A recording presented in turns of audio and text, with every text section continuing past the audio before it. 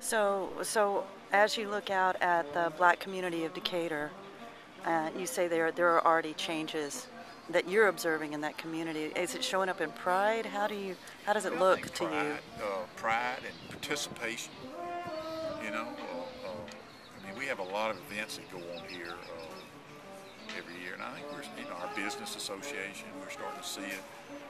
You know, people involved in our business association a lot more than they have been in the past. So it's just you just start to notice it a lot more. And then in the reaching across the aisle language that we hear so much, I mean, obviously, there are ways we will see that. People will start negotiating and voting together. It'll be more, right? And do you see that happening here? Not yet. Well, may I ask, do you have a preferred party affiliation? No, not really. Our elections here are nonpartisan. And so I've been able to tell the paper and everybody else that I'm really, I don't have to decide that, so I'm not going to. That's great. I just focus on doing what I think, is right for the community and that kind of thing. And I think that's one of the benefits of not having partisan elections is you don't have to make that decision. So. Yeah.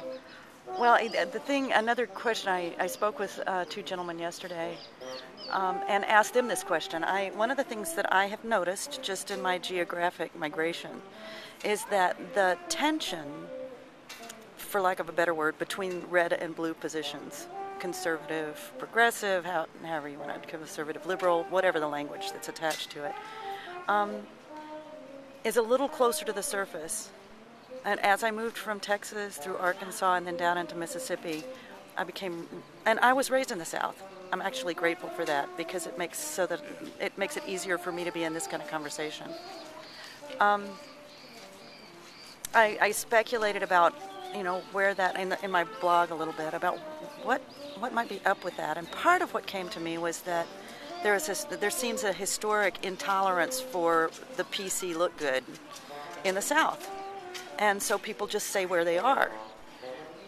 And after all, we are a country that voted, almost half and half again. So even though it may embarrass us as an American public, we'd like to gloss that over, it's present. And so I'm curious how you, as such a civic leader, what you've seen as ways of making use of the fact that the dialogue's so close to the surface. Is there how do you bridge that conversation?